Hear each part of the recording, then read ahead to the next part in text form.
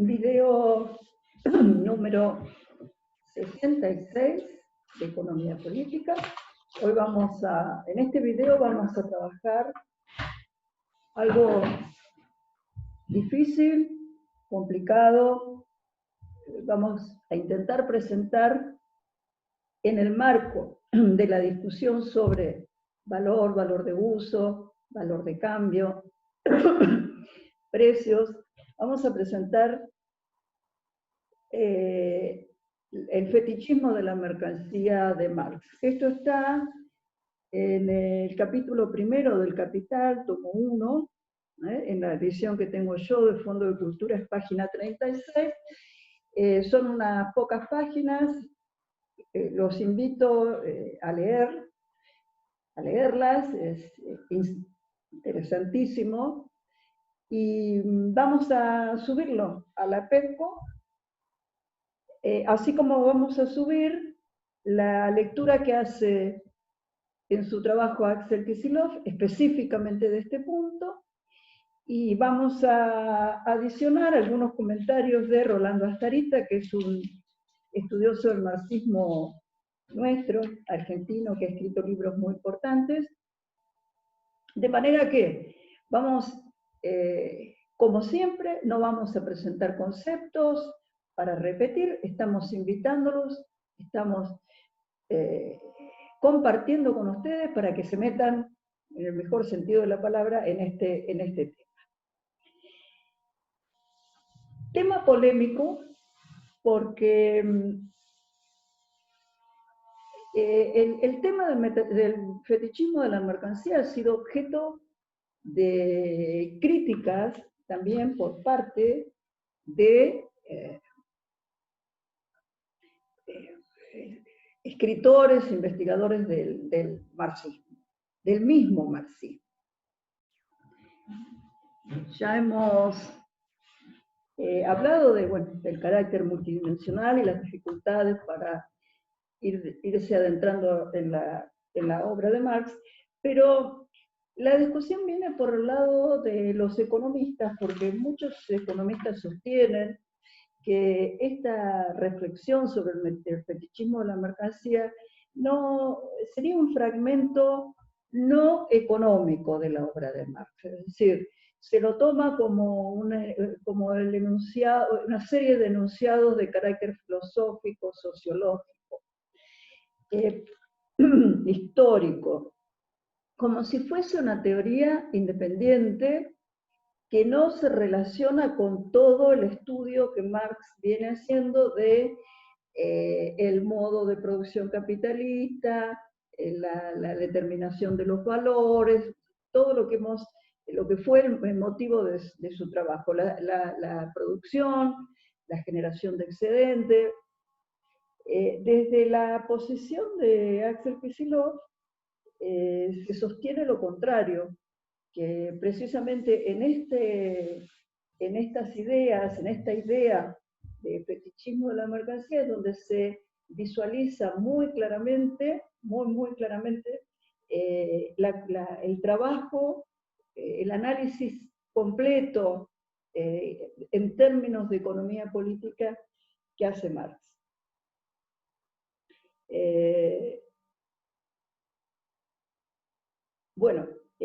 Lo primero que resulta interesante es hacer una referencia a la palabra fetichismo, que viene de fetiche. Bueno, esto tiene muchísimo significado porque un fetiche es algo al que se le atribuyen poderes que no tiene. Un fetiche es algo al que se le atribuyen, es una cosa a la que se le atribuyen poderes que en realidad no tiene. Se agrega, Axel Kicillof agrega sobrenatural, si esos poderes son sobrenaturales, no son sobrenaturales, bueno, es una discusión bastante compleja. Pero Astarita completa con un comentario muy interesante.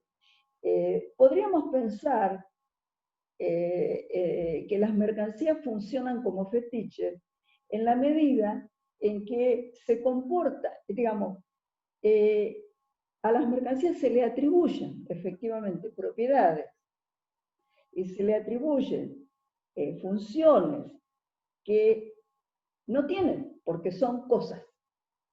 Las mercancías son cosas, pero esas cosas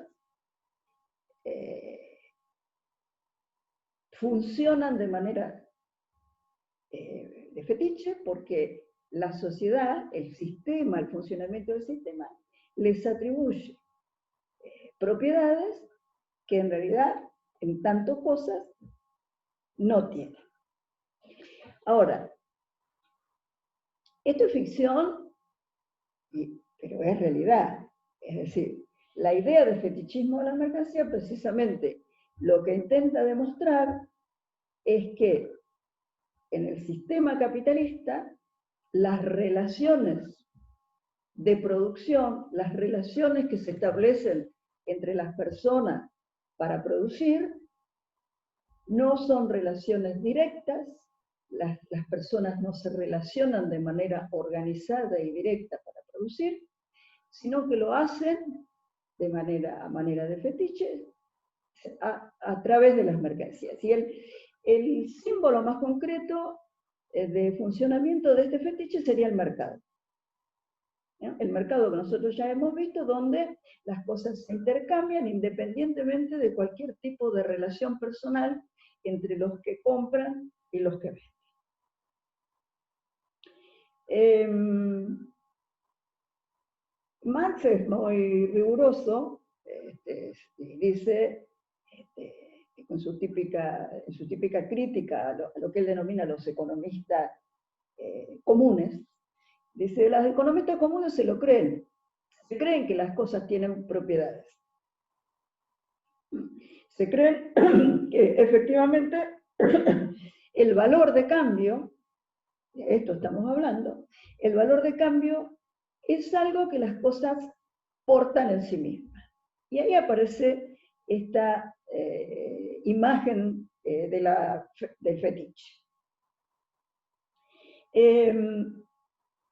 Bueno, en las páginas que tenemos para leer del trabajo de Axel Kicillof, esto precisamente se niega, se dice que es una creencia, que es atribuirle a las cosas propiedades que las cosas efectivamente no tienen, y que la producción de bienes de uso, la producción, que siempre la humanidad llevó adelante, siempre produjo objetos, cosas para resolver sus problemas, satisfacer sus necesidades, las cosas, como decía Adam Smith, necesarias para la vida, existieron siempre, pero que no necesariamente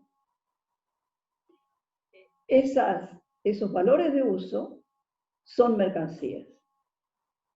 El hecho de que se transformen en mercancías tiene que ver con una propiedad de funcionamiento social.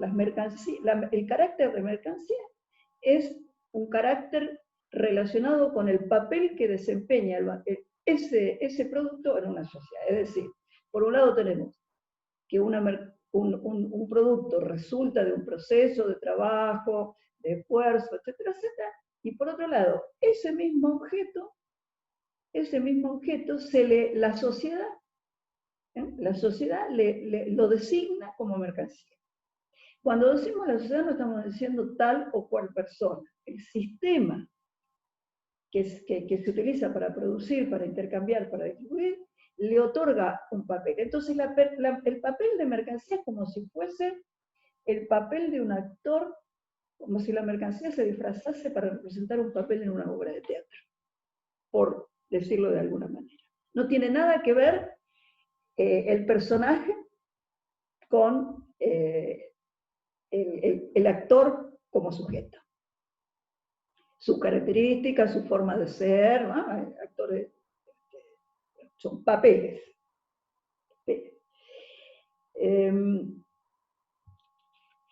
Ahora, llega una instancia, llega un momento en que este poder que se le otorga a las mercancías se independiza, se transforma en una dinámica. Entonces, como siempre sucede cuando se le otorga poder a las cosas, ese poder se vuelve en contra de quien inicialmente le otorgó. Eso es una dinámica que desde el punto de vista del análisis político la pueden complementar con derecho político, con teoría política. Entonces, nosotros lo que tenemos en nuestro análisis económico es el propietario de una mercancía, el dueño de una mercancía, va al mercado para ofrecerla, la va a vender, y en ese acto es su producto, vamos a suponer que es un producto que generó con su trabajo, en ese acto su producto, él transforma su producto en mercancía. Pero una vez puesta en circulación esta mercancía, la mercancía en realidad es la que ha conducido al propietario al mercado. Entonces, ahí es donde se da vuelta el razonamiento. No son los hombres los que transforman las cosas en mercancías, sino el sistema social que hace que las mercancías se muevan a través de sus precios, a través de sus valores. Y al adquirir esa potencialidad de tener precios de valor, de tener valor, entonces, de alguna manera, tienen poder sobre los que originalmente fueron sus propietarios.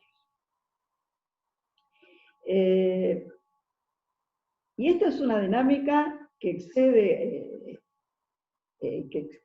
si nosotros miramos un poco cómo funcionan los mercados, nosotros nos vamos a dar cuenta que quienes, en realidad, los mercados, sobre todo, por ejemplo, podríamos pensar en los mercados de commodities, que son mercados mundiales de los cuales hablamos en otros videos, en los videos de sector externo, esos mercados manejan en gran medida a los poseedores, a los propietarios de las commodities. Más allá de la voluntad, no sé, podemos hablar de un juego de poder, sí, pero en condiciones, en principio, si hay condiciones de competencia, entonces el proceso de intercambio maneja a los propietarios, termina manejando a los propietarios.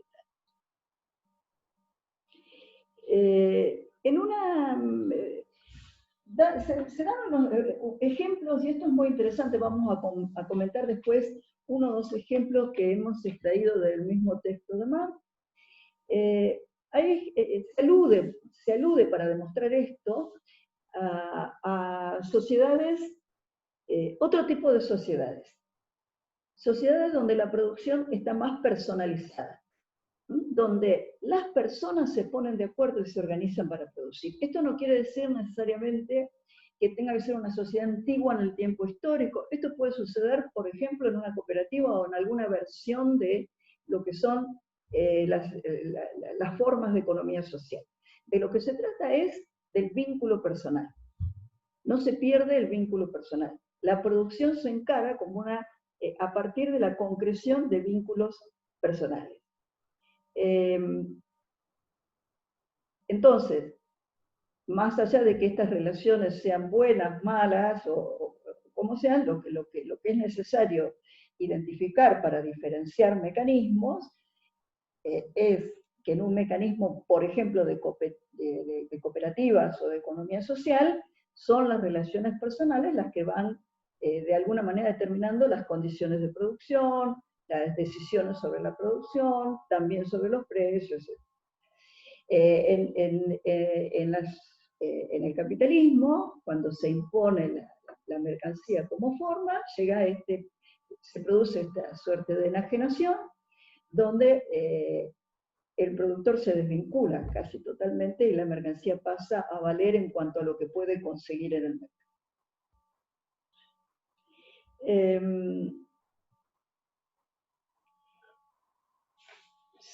Ya hemos visto en los videos anteriores cómo Marx va preguntándose, y nosotros lo que estamos intentando hacer, porque todo esto que todo esto que estamos haciendo implica proporcionarle al curso de economía política nuevos elementos y mucha profundidad en el análisis. Entonces, lo estamos haciendo entre todos, formulando las preguntas para poder seguir analizando y consultando. Y entonces, Marx también, de alguna manera, es una forma de proceder frente al conocimiento, preguntarse y preguntarse sucesivamente. ¿Cómo y por qué? ¿Cómo y por qué? Entonces Marx dice, bueno, ¿de dónde viene? ¿Por qué las mercancías se hacen tan poderosas? ¿Por qué se vuelven tan poderosas? Por ejemplo, imagínense en la época de Marx el oro, imagínense la plata, ¿no? En la época del mercantilismo, en la Edad Media. ¿Por qué se vuelven que pareciera que la sociedad giraba alrededor del oro y de los metales preciosos? Toda la conquista de América se hizo alrededor de eso. ¿Por qué es este carácter tan misterioso, tan místico, que les da tanto poder? Bueno, Marx dice, de su utilidad, o sea, de su capacidad de satisfacer necesidades, pareciera que no viene. Pareciera que no viene, porque la capacidad de cada mercancía para cumplir su función de valor de uso y satisfacer una necesidad es bastante concreta y va por otro lado. Por otro lado, tampoco, dice Marx, viene de su valor. Es decir, tampoco sería el hecho de que las mercancías contengan esfuerzo, contengan trabajo, lo que les otorga tanto poder y tanta independencia, al punto de transformarse ese fetiche. Bien, entonces, ¿por qué? La explicación viene precisamente reside en las características del sistema de producción. Es la forma en que se produce la que condiciona la aparición, o la que promueve la aparición del valor, el precio de las mercancías y por ende su autonomía, al punto de que algo vale solamente en función de cuánto se puede conseguir a cambio, y no por sus propias características. Podríamos decirlo, sería otra manera de mirar, de tratar de descubrir el fetichismo de la mercancía. Las cosas no valen por lo que son, sino por lo que se puede conseguir a cambio de ellas.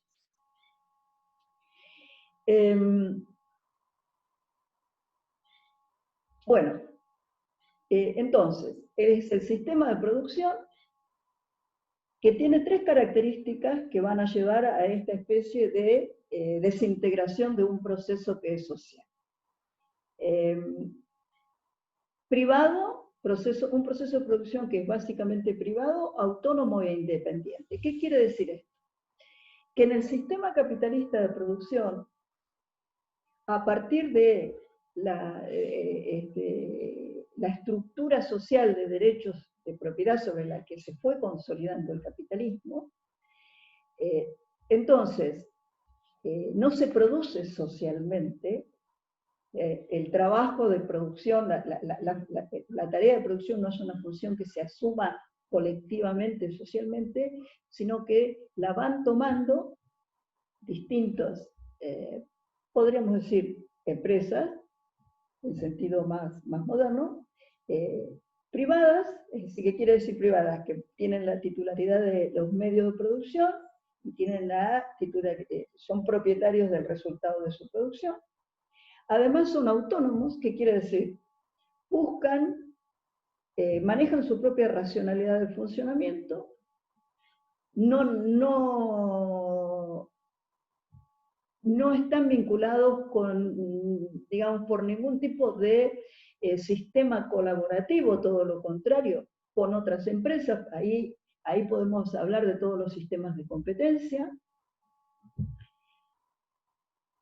Y finalmente es independiente, en el sentido de que es muy reducido el nivel de consulta o de decisiones en conjunto.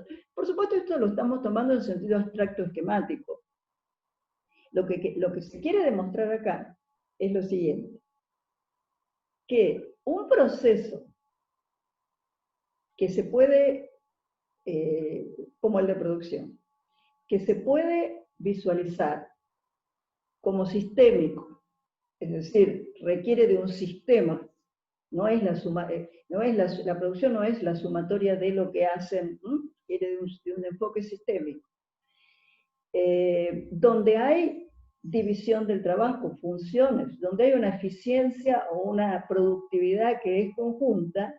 Bueno, este proceso, a partir de la consolidación de las distintas formas de propiedad privada, se va desintegrando, se atomizan unidades que se manejan autónomamente. Entonces, como cada una de estas empresas produce lo suyo, y el objetivo de la empresa es llevarlo al mercado para poder recuperar lo que se invirtió en su producción, ese es el objetivo, no en tanto mercancía. El valor de uso quedó ahí, otra cosa. En tanto mercancía, el objetivo no es terminar en la mercancía misma, sino que la mercancía sirva para obtener dinero a cambio y cerrar el circuito. Entonces, ahí es donde se le otorga el poder a la mercancía. La mercancía es quien va a poder obtener dinero a cambio y recuperar lo invertido. Entonces, eso es lo que esa forma organizativa del capitalismo, de la producción capitalista, hace que las mercancías se transformen, empiecen a adquirir autonomía y se empiecen a valer por sus precios, que además no son controlables prácticamente por nadie, salvo si metemos ya análisis de monopolios, pero en una situación de competencia los precios manejan a los productores y no los productores a los precios. Entonces, el trabajo, que tanto en la economía clásica de Smith como Ricardo era siempre concebido, recuerden ustedes que Smith hablaba de que el trabajo era la riqueza de las naciones. Entonces era nación, trabajo. La riqueza de una nación es la capacidad de trabajo que esa nación tiene, la capacidad de producción que esa nación tiene. Esta concepción social no se sostiene a partir de la integración, y los trabajos se organizan como privados. Surge esta unidad fragmentada que podemos llamar unidad de producción, unidad de empresa. No se organizan como proceso único, no se integran. Es lo mismo, es lo mismo que si un equipo de jugadores de fútbol, en lugar de integrarse como equipo, un partido de fútbol, en lugar de planificarse, imagínense un técnico, planificarlo, pensarlo como equipo, lo fuera planificando y pensando a partir de cada uno de los jugadores. Pasa y por eso se pierde. Pasa cuando el fútbol se pierde, cuando se pierde precisamente esta noción de equipo. Bueno, es un ejemplo medio burdo, pero todo sirve para tratar de entender mejor. Entonces, cada uno siente, se produce una especie de enajenación, hasta diríamos psíquica, donde cada uno sentimos que estamos trabajando solos, para nosotros. Y esto es una ficción.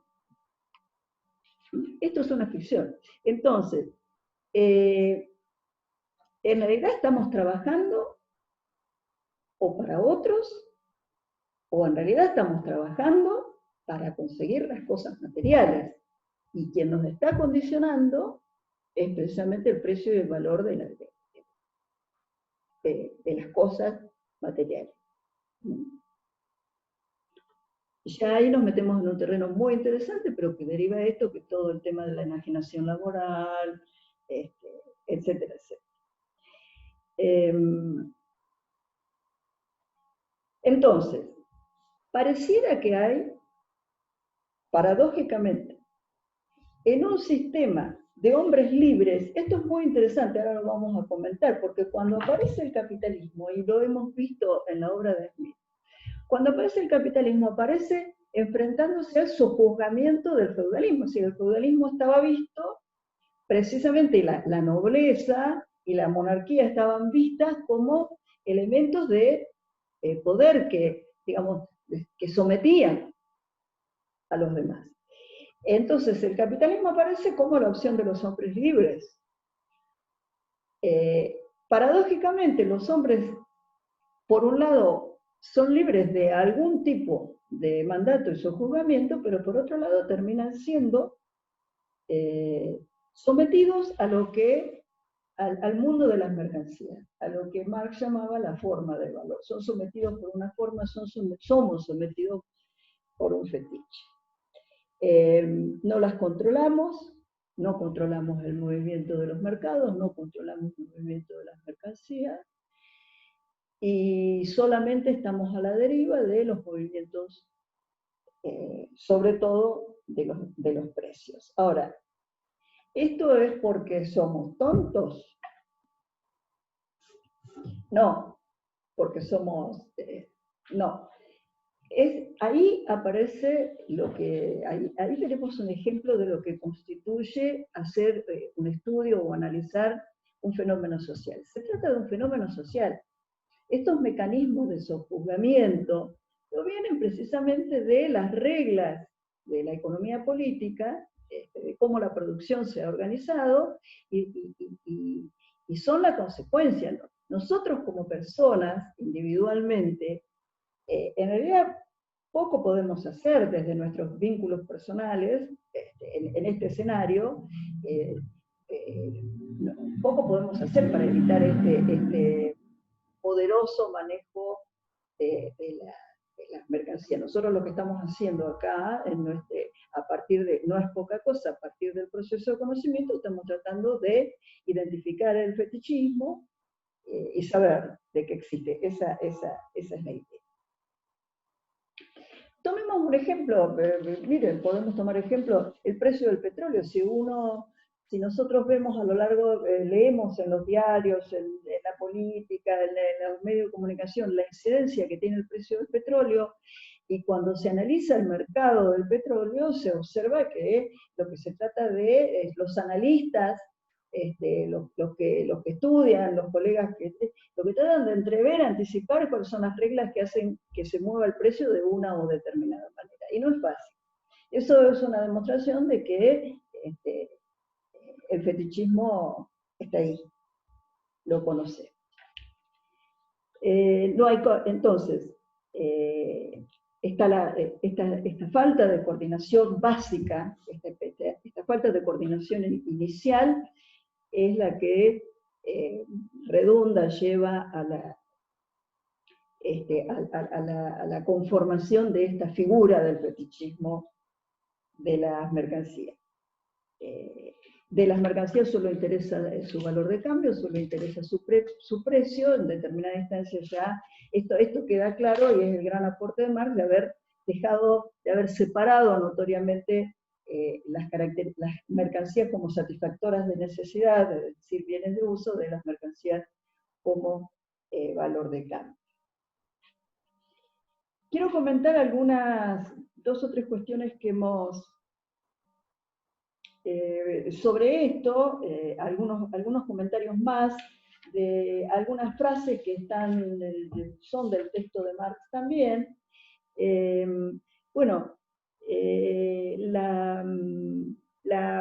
queda clara esta especie de cosa muy fantástica de los objetos cobrando tanta importancia y tanta autonomía. Y esto sirve para entender estas dos famosas partes, que son como dos caras de una moneda, que es la esencia, la apariencia, o el fondo y la forma. El valor, lo que está en el fondo, se manifiesta de una manera bastante desfigurada, y esa forma de presentación se integra y hay que entenderla como parte constitutiva también de su esencia.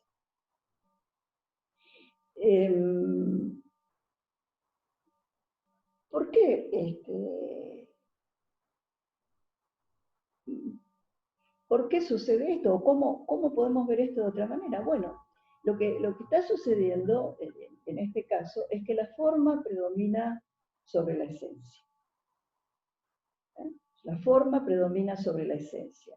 Marx tiene ahí, si ustedes leen el capítulo, unos comentarios muy interesantes sobre una obra de Shakespeare, y medio picante el comentario, porque él habla de un personaje de una obra de Shakespeare que se llama Mrs. Quickly, que sería algo así como la señora rápida, con un sentido también, con connotaciones sexuales también. Entonces, usa este personaje de Shakespeare como una evidencia de que la señora Mrs. Quickly es una señora transparente, parece que era una mujer, digamos, metida en temas oscuros, bueno,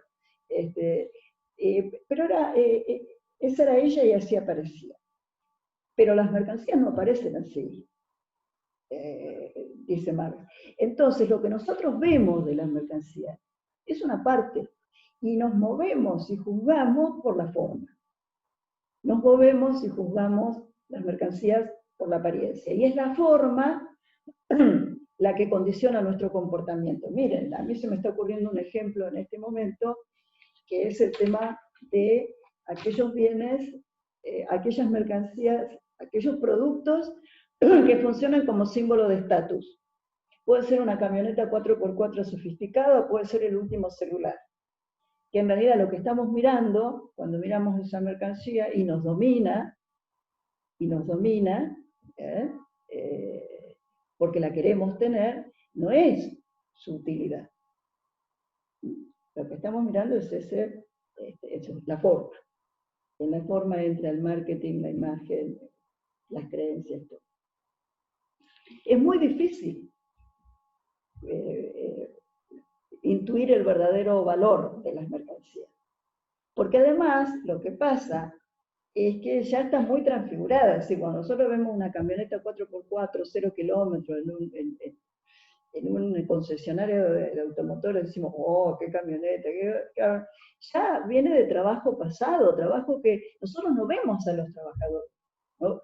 En ese momento no vemos cuántos trabajaron, cómo trabajaron, los ingenieros que diseñaron, los que hicieron los motores, todo lo que hay detrás. ¿Qué vemos? Vemos el ropaje, vemos el fetiche. Ahora, ¿cuál es el gran referente que nos está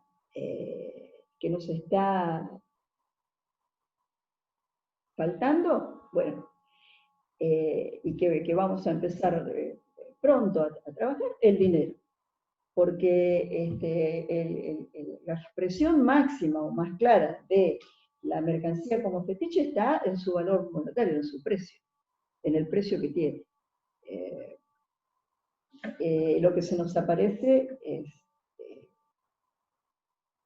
es un precio. Y por eso Marx hablaba los análisis de los marxistas que dicen que para terminar de entender todo este fenómeno del fetichismo de la mercancía hay que trabajar la noción de dinero, meterse en el tema dinero.